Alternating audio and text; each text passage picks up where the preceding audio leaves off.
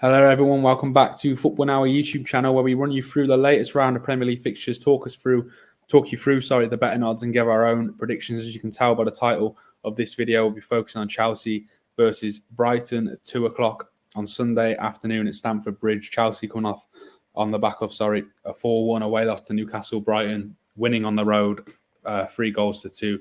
Nottingham Forest, a great result for them to get back to winning ways in the Premier League. Connor tells me he's mastered the art of mid-eating, so I'm going to go to him to talk us through the betting odds of this game. Talk us through the betting odds, sorry. I haven't quite mastered it. Well, a bit like Manchester United, I don't think I've backed Chelsea this season, or maybe I've backed them once, but, if Chelsea are odds on, I stay well away. I'm going to stay well away here. Don't think there's any value in an 8-11 Chelsea victory. I don't think there's anything to suggest that Chelsea are going to win this game.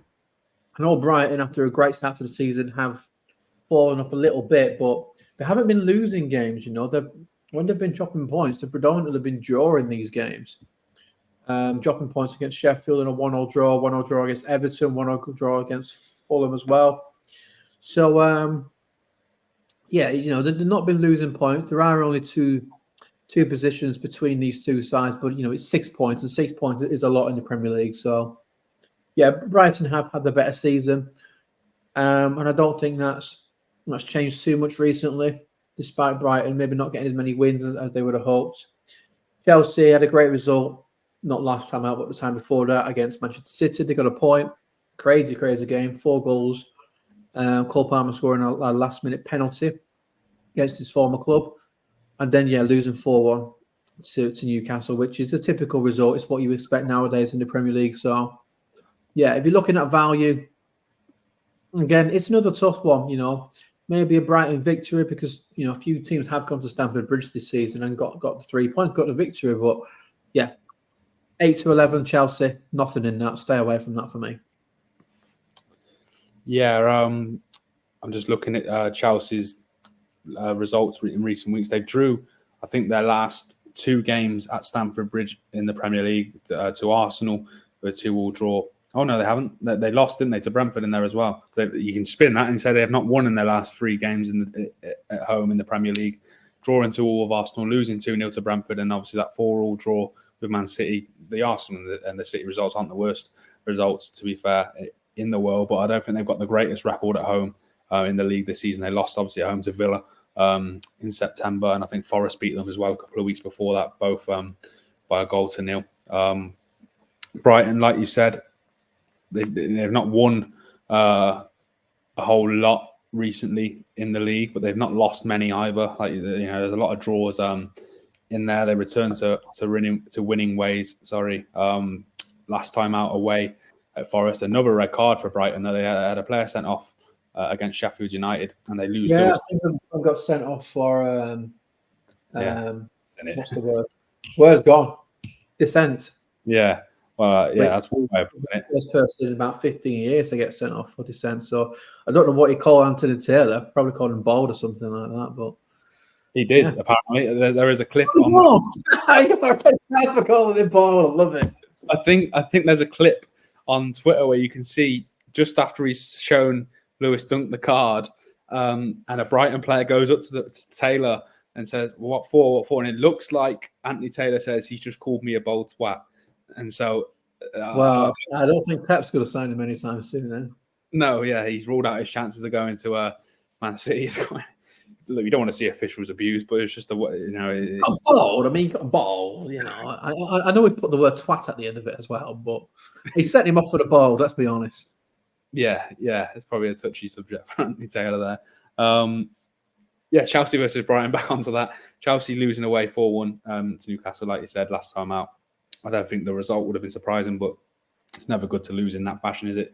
They've now conceded 8 goals in their last 2 games, which is, it's never a good sign for a Chelsea side. I'm going to sound like a broken record whenever we talk about Chelsea, Connor, but we both said it's going to be a very up and down season for them. I don't even expect them to be touching those European places, certainly not the anywhere near the Champions League places. I just don't think Pochettino knows his best side. they need a goal scorer. Nicholas Jackson, I know he got that hat trick against Tottenham. It's probably one of the most deceiving performances in recent Premier League history. Yeah, exactly. And like I mentioned early on when we discussed Brentford's game, I think Ivan Toney's been strongly linked with Chelsea. I certainly think they need something. One positive for them, I think, has been the form of Cole Palmer. He has a real swagger and confidence about him. Raheem Sterling as well, also been one of their best players this season. Conor Gallagher as well. I don't think we've mentioned him too much on the channel since we started doing these, but he surprised me, and I think he surprised a lot of people with his performances for Chelsea this season. It's nice to see a couple of English players doing well for them as well. But yeah, he was being spoken about being offloaded over the summer, but he has really seemed to have stepped up in that Chelsea midfield and putting in a shift. Obviously, Reece James, he's spoken of very highly. He got sent off for 2 yellow cards, I think it was, at the weekend. May I remind you that while Reece James is getting sent off in Newcastle, Trent Alexander-Arnold was putting a man-of-the-match performance in at the Etihad. I thought I'd just drop that in for any Chelsea fans who love those comparison points. And we had Tomiyasu who came in and deputised Ben White very, very well. There we go. Tomiyasu back up there with the right-back Premier League debate. Chelsea versus Brighton. Stamford Bridge. Chelsea just seemed like one of these sides at home. There are a couple in the Premier League where when they're at home, and I fancy them less. Like I know they've held City and Arsenal in recent weeks, but against these sides in mid-table and towards the bottom of the table, they seem to just fancy Chelsea. Like I mentioned, Brentford, Forest, and Villa. Obviously, Villa very high flying right now. In particular, have taken all 3 points away at Chelsea this weekend. I won't give my prediction yet, I'll let you give yours. But personally, I'm going to be back in the away side. Do you want to give your score prediction first? Yeah, well, I can't go with Chelsea. I mean, I'm just looking at Chelsea's home form. They've played 7 games at home. They've only got 6 points.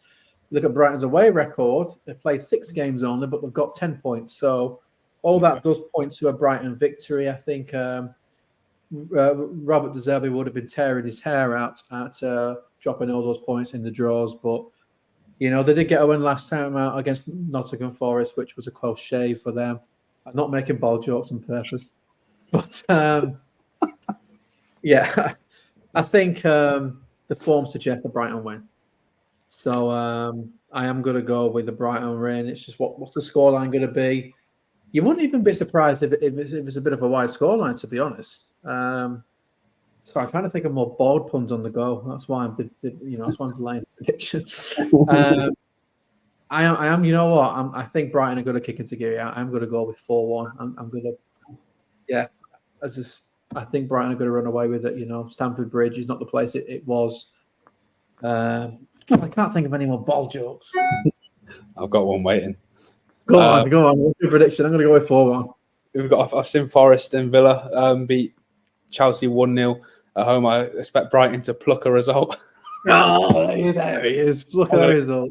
I'm going to go for a 1-0 away win for Brighton. Like you said, Chelsea at home this season have been poor. There have been some promising signs going forward, I think, in recent weeks, but they're shipping far too many goals. So I wouldn't be surprised if there are more goals there. But with Forest and Villa's beating them 1-0, I'm going to back Brighton to do the same, which would be a very, very good result for Brighton. I think they're playing in Europe beforehand, aren't they? Yeah, they got away in Greece on Thursday in the Europa League, hence the 2 o'clock. Yeah, there's a lot of European games, Man United with Eric Ten Hag in the dugout. Sorry. You had to get that right. That's the end of the bowl jokes because we don't want to alienate any of our viewers. But, if you are hair follically challenged, we do apologise. Yeah, that concludes our Chelsea versus Brighton preview. You can check out all the other preview videos we've done for the 10 games in the Premier League this season over on the channel.